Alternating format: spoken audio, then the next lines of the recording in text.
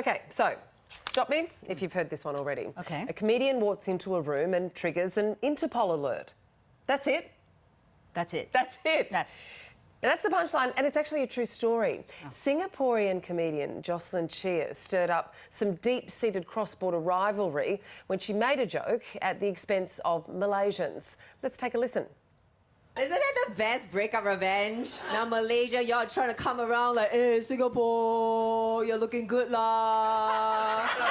And we're like, I know, but why haven't you visited me in 40 years? And you're like, yeah, I tried, but you know, my airplanes cannot fly. What? Malaysian Airlines going missing, not funny, huh? Some jokes don't land. This joke kills in Singapore. Oh, so that's Jocelyn's performance at the Comedy Cellar in New York. Now, not everyone found it funny. There was a small protest in Kuala Lumpur, and the Singapore government has apologized to Malaysia, distancing themselves from Jocelyn's jokes. We are fortunate enough to have Jocelyn Chia on the show with us this morning. Good morning to you, Jocelyn. Hi, good morning, Fauzia. Okay, so from one Singaporean to another, I'm going to put on my Singlish cap here and say, Jocelyn, why are you so like that? Why you do like that? Why you so like that, lah? I'm just like that, lah. Okay, in all of the tumult and chaos, how are you doing? Well, you know, just busy being an international fugitive, running away from the Malaysian police. You know, just the usual regular day in the life of a New York comedian. I do wonder, though, you know, the Singapore-Malaysia rivalry is very much, it's well known in Southeast Asia. We know it as Singaporeans, Malaysians know it as well. Sometimes it's friendly and sometimes there is some deep-seated, you know, it's pretty bad. It can get pretty bad. Do you think that joke actually translated across the border from New York?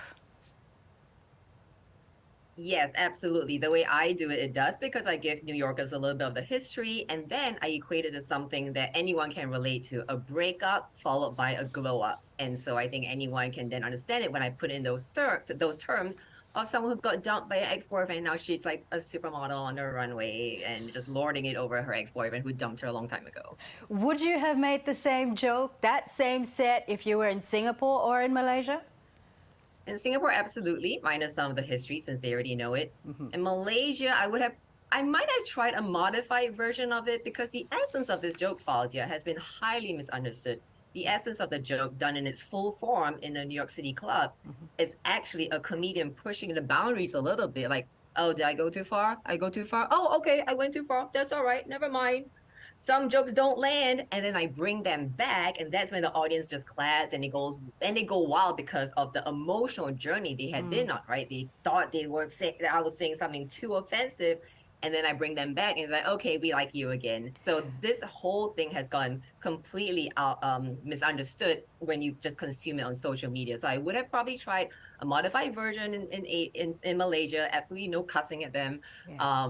And because Malaysians tend to have a pretty good sense of humor. I've noticed when I performed there, it would have probably done okay, if not pretty well, within the context of a comedy club, because I don't think a lot of the social media commentators know this, but the comedians in Malaysia and Singapore know this. Malaysian Airlines jokes are done all the time in Singapore and Malaysia. Yeah. I think I'm probably just the first one, and also because the Comedy Cellar, which is one of the best clubs, if not the best club in the world, posted it. That's why I got so many more eyeballs on it than a comedian just doing it on the stages in Malaysia and Singapore. And I had so many Asian comedians message me, WTF, Jocelyn, Malaysian Airlines jokes are done all the time here. What is going on?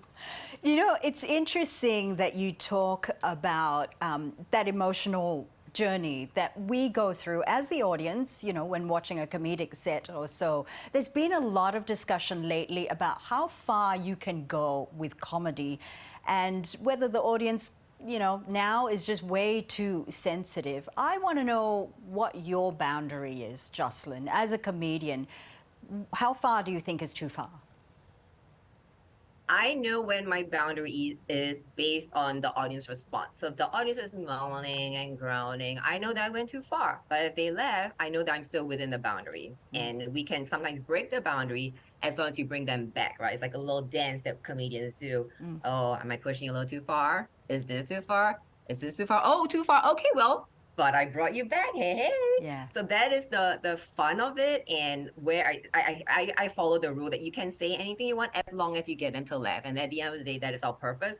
It's not to make sure I don't offend everybody in the entire world with my jokes, but to get a laugh. So if the majority of the people are laughing, then I think the boundary has been established that I'm still within it.